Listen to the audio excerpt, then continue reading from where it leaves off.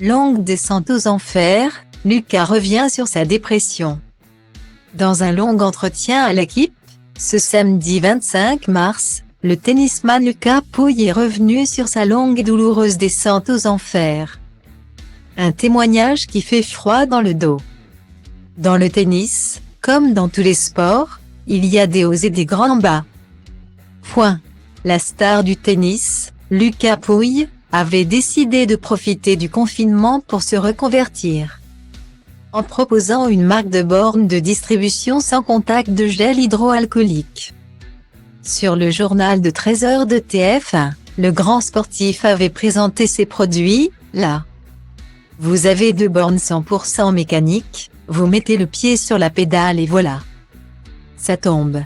Et ici, ce sont les bornes digitales, avec des écrans qui permettent de faire passer les annonces gouvernementales. Le but, c'est de toucher un maximum de personnes, un maximum d'entreprises, voire des villes, avait-il précisé. Demi-finaliste de l'Open d'Australie, vainqueur de la Coupe Davis en 2017 et également 10e joueur mondial de tennis en 2018. Lucas Pouille a longtemps fait partie des meilleurs joueurs français. Malheureusement, il a connu une longue et lente descente aux enfers, lui qui a dégringolé jusqu'au 459e rang mondial aujourd'hui. L'époux de Clémence Bertrand s'est confié dans les colonnes du magazine L'Équipe. Ce samedi 25 mars, il est revenu sur sa grosse dépression. Dans le journal de nos confrères, le tennisman de 29 ans est revenu sur son mode de vie avant sa descente aux enfers. Ce qui est dur, c'est que j'ai pris l'habitude de voyager avec beaucoup de monde, dans de bonnes conditions. Des hôtels sympas, depuis 3 ans, je ne fais que perdre de l'argent. Chaque année est à perte. Le gros changement est au niveau des revenus et du coût de la vie. Rapporte Lucas Pouille, avant de raconter, honnête, j'ai commencé à avoir un côté plus sombre et à entrer dans une dépression qui m'a amené à dormir 1 heure par nuit et à boire seul.